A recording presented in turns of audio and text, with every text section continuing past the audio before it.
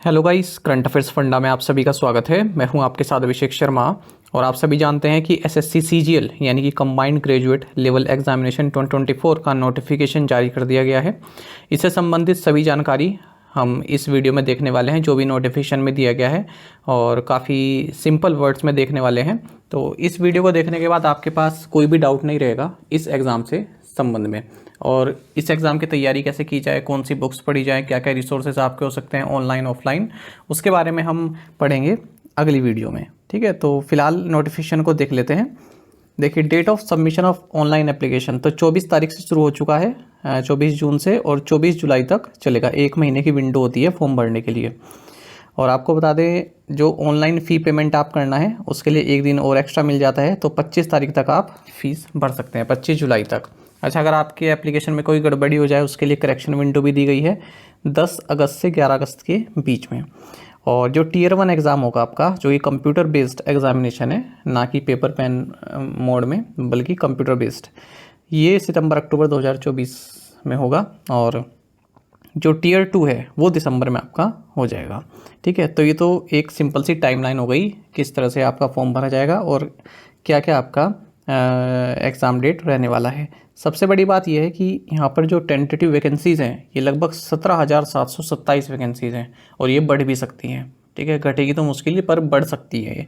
तो एक huge vacancies आप इनको कह सकते हैं, और इसलिए ये जॉब आपके लिए काफ़ी महत्वपूर्ण हो जाता है नोटिफिकेशन। तो जल्दी से समझ लेते हैं इसके बारे में। चलिए आगे बढ़ेंगे। पहले अब देखिए, सबसे मेन जो है वो ये है, कुछ लोग कहते हैं कि हम ओवर एज हो गए हैं, नहीं हो गए हैं, तो उनको लिए मैं क्लैरिफाई कर देता हूँ। कुछ पोस्ट ऐसी है जहाँ पर 18 से 27 साल चाहिए, कुछ पोस्ट ऐसी हैं जहाँ पर 20 से 30 साल चाहिए, और कुछ पोस्ट ऐसी हैं जहाँ पर 18 से 30 चाहिए, और कुछ पोस्ट ऐसी हैं जहाँ पर 18 से 32 साल चाहिए। तो मिनिमम अगर आप देखें, इसमें मिनिमम एज अगर हम देखेंगे तो 18 साल तो चाहिए ही, और मैक्सिमम अगर हम देखें तो 32 साल। ठीक है, अलग अलग पोस्ट के हिसाब से। अब इसमें यह भी रहता है कि सर मैं इस तारीख को जो है पैदा हुआ हूँ, क्या मैं एलिजिबल हूँ या नहीं हूँ, तो यहाँ से आप देख सकते हैं जो ये वाला दिया है इन्होंने रिमार्क। तो जैसे 18 से 27 साल वाला है, इसमें अगर हम देखें तो कोई भी ऐसा कैंडिडेट जो 2 अगस्त 1997 से पहले पैदा हुआ है और 1 अगस्त 2006 के बाद पैदा हुआ है, वो नहीं इसको भर सकते। इनके बीच में जो पैदा हुआ है वो भर सकते हैं। ठीक है, तो इसी तरह से ये आप देख सकते हैं। आगे बढ़ते हैं। ये सभी वैकेंसीज़ हैं, मतलब जो पोस्ट होती हैं, ये सब पोस्ट है, ये डिपार्टमेंट है, ये किस ग्रुप की पोस्ट है। ऐसे ग्रुप बी वाली हैं, है ना, ये ग्रुप सी वाली है, ग्रुप डी नहीं होती इसमें। अच्छा, ये देखिए एज लिमिट आप देख लीजिए, यहाँ पर 20 से 30, मैक्सिमम 30 साल वाली काफ़ी है, ये देख लेते हैं। तो 30 साल वाले भर सकते हैं, और यहाँ पर 32 साल वाली केवल एक है, ये जूनियर स्टैटिस्टिकल ऑफिसर की, और बाकी यहाँ पर ये 18 से 27 साल वाले हैं, मिनिमम और मैक्सिमम लिमिट। चलिए आगे देखते हैं। अच्छा, अब देखिए इसमें जो पोस्ट मैंने बताया 32 साल वाली, वो जूनियर स्टैटिस्टिकल ऑफिसर की है। इसमें आपको क्या चाहिए, आपके 12th में ना मैथ्स में 60% मार्क्स होने चाहिए। कितने? 60% मार्क्स, 60% मार्क्स, और बैचलर डिग्री होनी चाहिए किसी भी सब्जेक्ट में, तो ये कंडीशन है। या फिर bachelor degree in any subject with statistics as one of the subjects at degree level, या फिर डिग्री के लेवल में जो सब्जेक्ट्स होते हैं उसमें स्टैटिस्टिक आपके पास होना चाहिए। बाकी ये स्टैटिस्टिकल इन्वेस्टिगेटर ग्रेड 2 का है, और ये आपका जो research assistant in national human rights commission, ये सभी पोस्ट यहाँ पर हैं जो मैंने आपको दिखाया ना, यहाँ पर हैं ये सभी। ठीक है, तो इसमें भी आप देख सकते हैं। और ऑल अदर पोस्ट के लिए आपका जो है सिंपल ग्रेजुएशन चलेगा। ठीक है, तो ज़्यादातर जो पोस्ट हैं उसमें सिंपल ग्रेजुएशन आपका चलेगा, तो ये सब चीज़ें आपकी इतने परेशान करने वाली नहीं है ये सब। ठीक है, केवल ये याद रखिएगा। अच्छा, इसमें और क्या दिया है। अब कुछ कैंडिडेट ऐसे होते हैं जो कहते हैं कि हम अभी फाइनली में हैं तो हम भर सकते हैं कि नहीं भर सकते, तो आप बिल्कुल भर सकते हैं। इसमें दिया भी गया है कि ऐसे स्टूडेंट भर सकते हैं जो 8 अगस्त 2024 तक जिनका सब कुछ जो है फाइनल हो जाएगा। ठीक है, एसेंशियल क्वालिफिकेशन की, यानी कि आप ग्रेजुएट हो जाओगे, तो आप इसको भर सकते हैं। जो फाइनल ईयर वाले हैं, यदि 1 अगस्त तक उनका पूरा हो जाता है, जैसे इंजीनियरिंग है तो उनके सेमेस्टर वगैरह तो निपट जाते हैं ना, पेपर वगैरह हो जाते हैं और मार्कशीट वगैरह आई जाती है।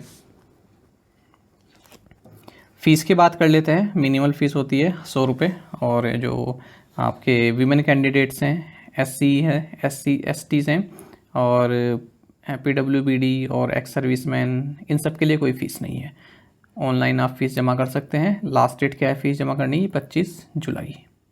आगे देखते हैं अब एग्ज़ाम की स्कीम क्या है, किस तरह से एग्ज़ाम होता है। तो इसमें 2 टीयर में एग्ज़ाम होता है, टीयर 1 और टीयर 2। और नॉर्मलाइजेशन भी यहाँ पर होता है, क्योंकि कई दिन एग्ज़ाम चलता है, अलग अलग शिफ्ट्स में चलता है, तो नॉर्मलाइजेशन यहाँ पर स्कोर का किया जाता है। तो टीयर 1 एग्जामिनेशन देख लेते हैं।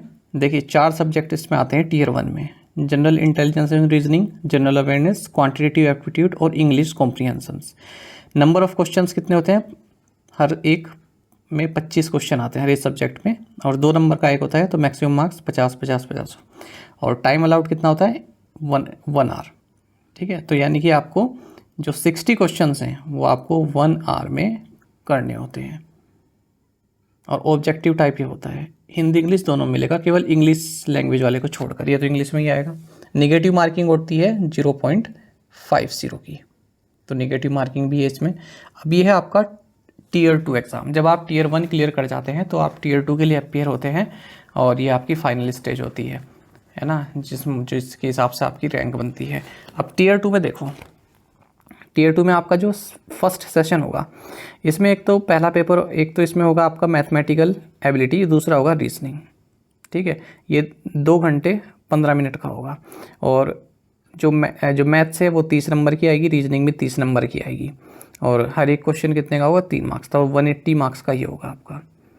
ठीक है, और फिर हम देखेंगे उसके बाद जो दूसरा सेक्शन आएगा इसी में, वो इंग्लिश का होगा और जनरल अवेयरनेस का होगा। तो 45 क्वेश्चन इंग्लिश के होंगे, 25 क्वेश्चन जनरल अवेयरनेस के होंगे। तो आप देख रहे हो वेटेज जो है जनरल अवेयरनेस का यहाँ पर केवल 25 का है, केवल 25 का है। सबसे ज़्यादा किसका है? इंग्लिश का। तो अभी से अगर आप इंग्लिश की पर थोड़ा कमांड करनी शुरू करोगे तो आपके लिए अच्छा रहेगा।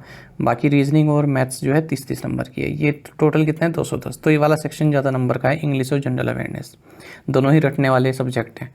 खूब रट्टा मारो जब तक पेपर नहीं हो जाता, और अच्छा नंबर यहाँ पर लेके आओगे। बाकी ये दोनों क्या है, आपको प्रैक्टिकल करने वाले हैं, इनमें प्रैक्टिस चाहिए। अच्छा, फिर देखिए कंप्यूटर नॉलेज भी होगा इसमें।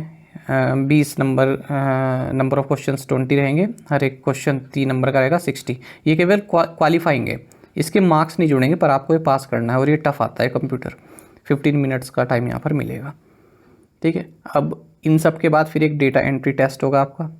ठीक है, ये 15 मिनट का होता है। जिन भी पोस्ट में डेटा एंट्री टेस्ट है उनके लिए होगा डेटा एंट्री टेस्ट। वही टाइपिंग वगैरह होती है इसमें। ठीक है, आसानी से निकल जाता है, इतना कोई टफ नहीं होता। जिन पर टाइपिंग भी नहीं आती, केवल ऐसे कीबोर्ड पे थोड़ी सी प्रैक्टिस कर लोगे हो जाएगा। बाकी स्टैटिस्टिक वालों का है। और अब ये देखिए, जैसा बताया टीयर 2 में क्या है, पेपर 1 पेपर 2 है, ये सब मैंने बता दिया आपको। आगे बढ़ते हैं। अच्छा, बाकी ये बताया है कि नेगेटिव मार्किंग होगी इसमें। ठीक है, हर एक गलत क्वेश्चन अगर आप मार्क आते हैं 0.50 मार्क्स की। ठीक है, पेपर 2 में। और जो कंप्यूटर नॉलेज टेस्ट है वो आपका क्वालिफाइंग इन नेचर है। ठीक है, क्वालिफाइंग इन नेचर है। और इसमें जो है आपके इसके मार्क्स नहीं जुड़ते हैं, पर ये पास तो आपको करना ही पड़ेगा। अच्छा, अब आगे अगर हम देखें तो इसमें दिया है डेटा एंट्री स्पीड टेस्ट। तो ये जो डेटा एंट्री टेस्ट है ये आपको देना होगा, 15 मिनट का होगा। ठीक है, सेम डे, जिस दिन आप टीयर 2 पेपर देने जाएंगे same day data entry test भी होगा। तो 2000 की डिप्रेशन वगैरह इसमें आपको करनी पड़ती है 15 मिनट में, आसानी से हो जाता है, इसकी दिक्कत वाली बात नहीं है। दिक्कत आपकी कहाँ है? दिक्कत आपकी ये है, ये जो है ये, और ये कंप्यूटर देखिए, जब पिछली बार भी ऐसा हुआ, बच्चे ये तो अच्छा करके आए पर कंप्यूटर बहुत टफ आई। तो कंप्यूटर क्वालिफाई करना इतना ईजी नहीं है, इसमें भी आपको मेहनत करनी पड़ेगी।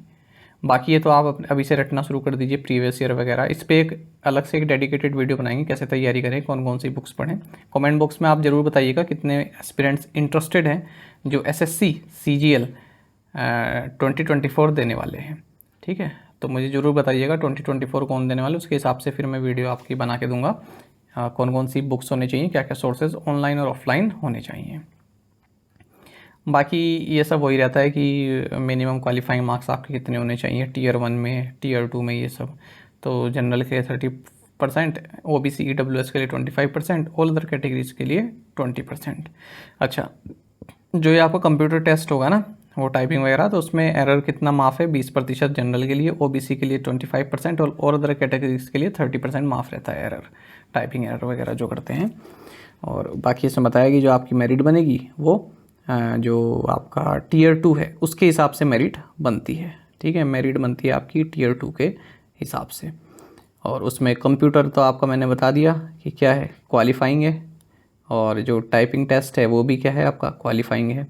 ठीक है, तो बाकी जो बचा आपका मैथ्स बचा और रीजनिंग बचा, इंग्लिश बचा और जनरल अवेयरनेस बचा। तो इसमें जिसके ज़्यादा नंबर होंगे वो जो है क्वालिफाई आगे कर जाएगा। तो ये पूरा नोटिफिकेशन मैंने आपको काफ़ी सिंपल शब्द में बता दिया। कोई डाउट होगा आप ज़रूर बताइएगा।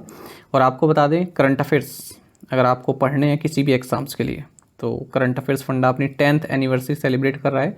इस मौके पर आपको 50% ऑफ मिल रहा है हमारे इस कोर्स पर। आपको बता दें, इसमें डेली करंट अफेयर्स और वीकली डेली करंट अफेयर्स की PDF, weekly PDF, monthly PDF और हर महीने के बैंकिंग अवेयरनेस पीडीएफ आपको प्रोवाइड कराते हैं हम लोग। और 1 साल की वैलिडिटी इसकी रहती है, 1 ईयर वैलिडिटी रहती है। तो अगर आप जैसे आज 2024 में खरीद रहे हो इसको जून में, ठीक है, तो जून से पहले के 2023 के भी आपको इसमें मिल जाएंगे करंट अफेयर्स, और आगे 2025 जून तक आपको मिलते रहेंगे। ठीक है, और कोई भी आपका एग्ज़ाम होगा, आप देखिए अगर तैयारी कर रहे हैं तो मान लीजिए पूरे साल भर आप तैयारी कर ही रहे हैं, तो कई एग्ज़ाम देते हैं, एसएससी देते हैं, बैंक के देते हैं, स्टेट के देते हैं, सबके लिए हेल्पफुल रहेगा ये। किसी भी एग्ज़ाम के लिए आप करंट अफेयर्स यहाँ से पढ़ पाएंगे। और एक एडवांटेज क्या है, आपको क्विज़ भी यहीं पर मिल जाएंगे।